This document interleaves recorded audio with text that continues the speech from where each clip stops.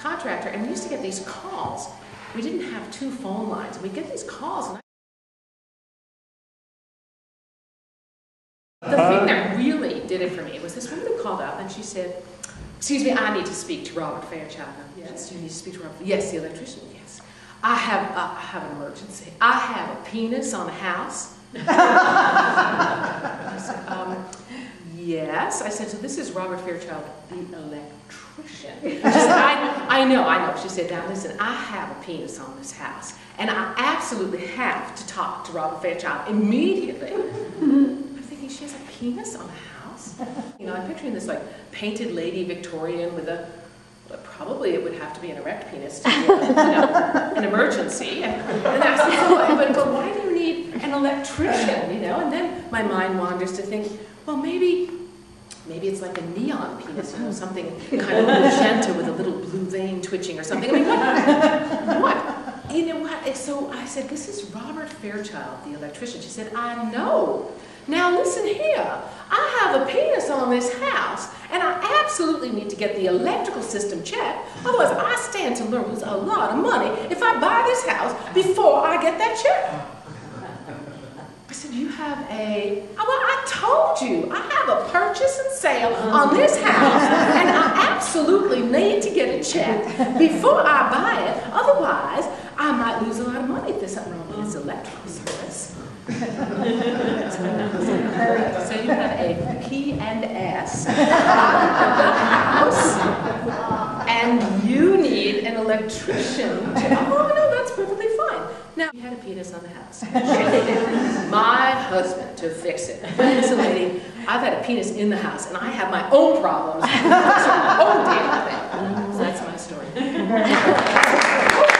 So I'm 45, and one of the weird things about being 45 is it's like you're halfway through your life exactly. I'm thinking, because I'm not guessing that after 90 there's a lot going on.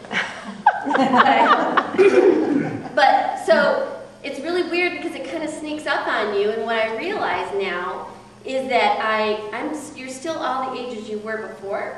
So I forget that I'm 45, because inside I'm thinking I'm 22, sometimes I'm 17. Rarely am I ever really 45, unless I have to be.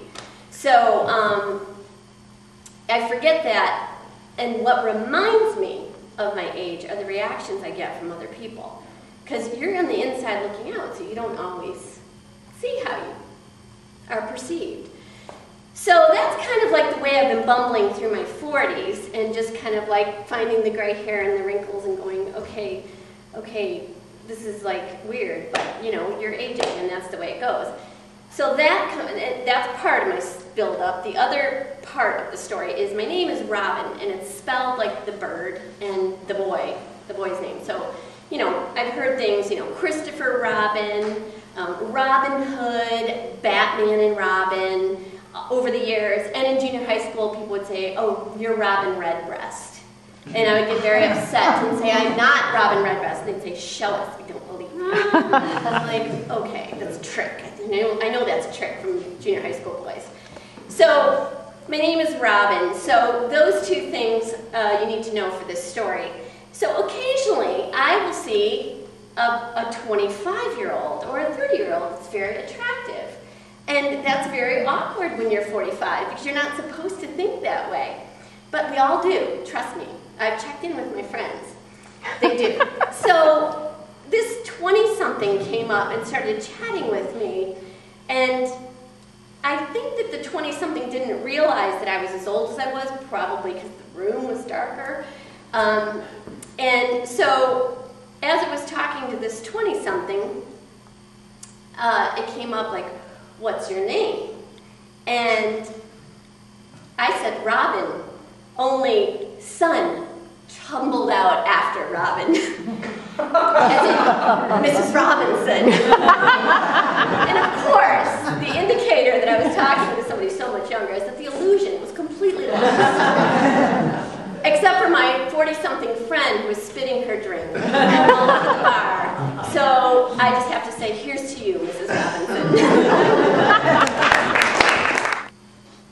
Probably the redness of the bus on which I was standing would match then the redness of my face, or at least the redness that I would imagine that my face looked after this happened. But I got to back up and say I'm a tour guide in New York City on one of those big red double-decker buses that look like the London buses. And I love telling stories. I loved telling stories about New York. I loved showing people New York. And I always really kind of identify with the people that I'm telling. I just feel so much love for New York and people from different countries. So the boundary between me and the people that I'm telling becomes kind of murky. I'll say that then this family got on the bus, and they were from what I took to be India. And I'll say that my family spent some time in India when I was a little boy. You know, beautiful memories of my mom wearing a sari. So this Indian family is on the bus. Now, there's a man, he must be, I felt very close to the man. He seemed like, kind of felt like he was my father in a way, but he was also sort of me in a way. I felt very close to him. And it's kind of a younger woman and an older woman, and this guy is sort of somewhere in the middle. And I felt very happy to think that I could connect with them, make sort of winking remarks about like New Delhi or Chennai, and like make Indian references, which they really dug. And like they were really eating it up at some point. And now at one point we stopped, and there was people selling water, and I'll say that the young woman was very pretty. And so if I'm identifying with the man, I thought, well, if I'm identifying with him, and then she's very pretty, I think, well, they must be together, and I thought, like, I'd like to get together with her in some manner. She was very sweet, and then, the guy is kind of like me, but he's also like my father, and the woman in the sari, she's kind of like my mother, and I felt very familiar towards them, and then, so we stopped, and this guy's hawking water up the side of the bus. They're charging $1. You drop the buck down, they throw water up, and I said to the guy, like, wow, it's really hot, man. You should get some water for your mother. And he said, that's not my mother, that's my wife. And then I thought, how can I get out of this? I said, no, she's not.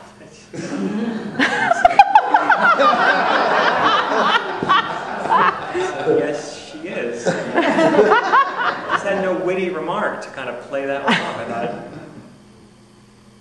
there was nothing I could say at that point other than to realize that, maybe one wouldn't make Freudian slips if one were to keep one's big mouth shut. That all that magic was gone, except the girl did, she thought it was funny.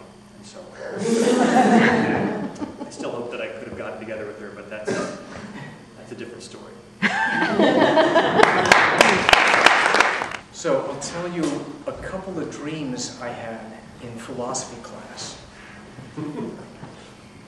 When I was in college, I thought of myself as a student radical. And I was in love with a philosophy grad student. And I always wanted to talk to her about Freudian Marxism. And the core thesis of Freudian Marxism is that women should have dreams about having coffee with left-wing guys. And she says, no, I will not discuss Freud. I will not discuss Marx with any young man who is not thoroughly grounded in 19th century German idealism. Fichte, Feuerbach, Hegel.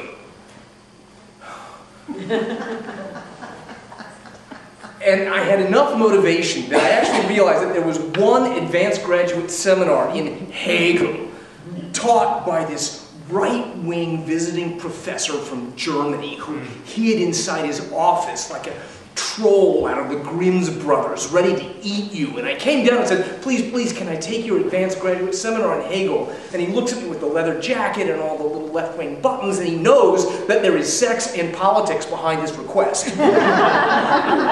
He says, you may audit my seminar on condition that you do not speak.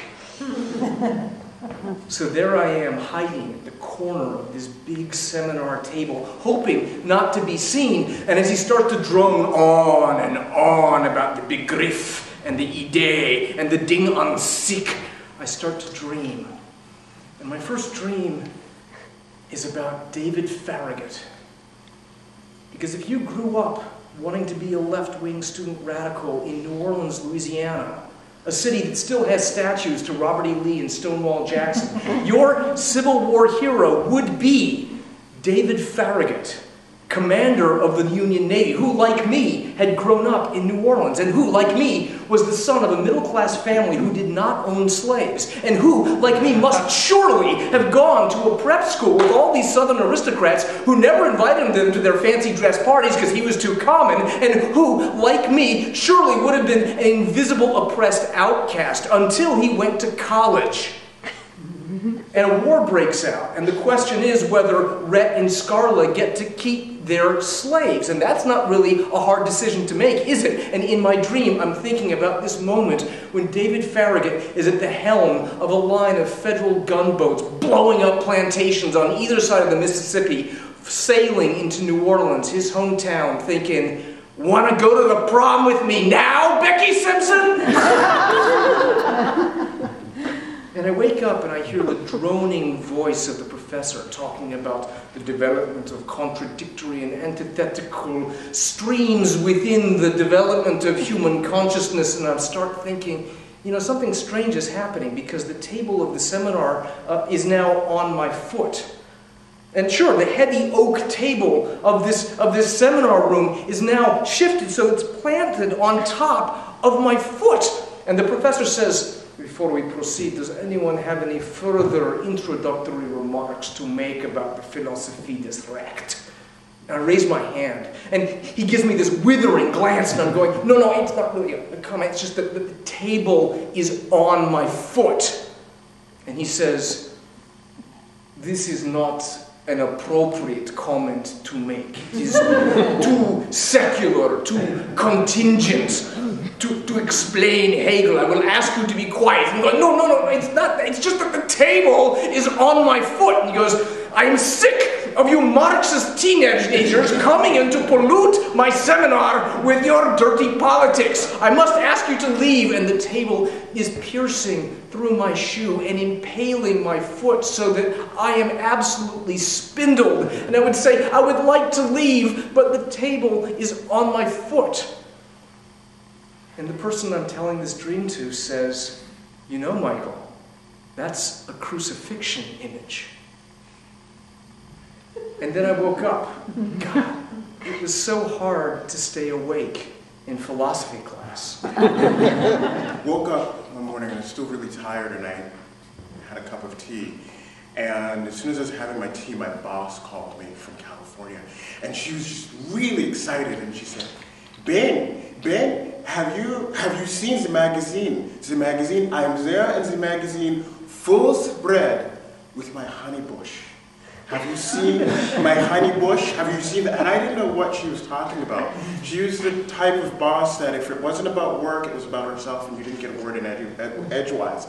She said, "My honey bush is absolutely beautiful, full spread, and absolutely wonderful. Have you had a taste of my honey bush?" Now I thought to myself, this could either be about work or about herself, and there was part of me that was hoping it was about herself, and I said, "Honey bush?" She said, "Yes, the tea that I sent you in the mail." "Oh, the honey bush with the rooibos." And she said, yes, it's good. You should have some honey bush, you should have some of my bush every day.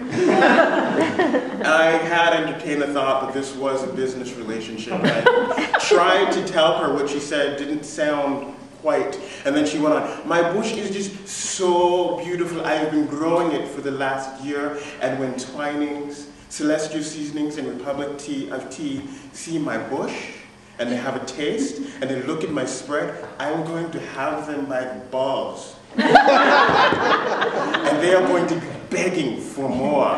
And it was just at this moment that I imagined her on the other line, prancing around naked in her Beverly Hills home with the sun just beaming down on her honey bush. And I forgot what I was trying to tell her. And just like a dream interrupted, she said, "Well, I must go now, and I must tell all of Beverly Hills in the world about my bush so they can have a taste." Click. And it was just then, it wasn't what she was saying, it was more about what I had been thinking. And I smiled, and I had another sip of her honey bush.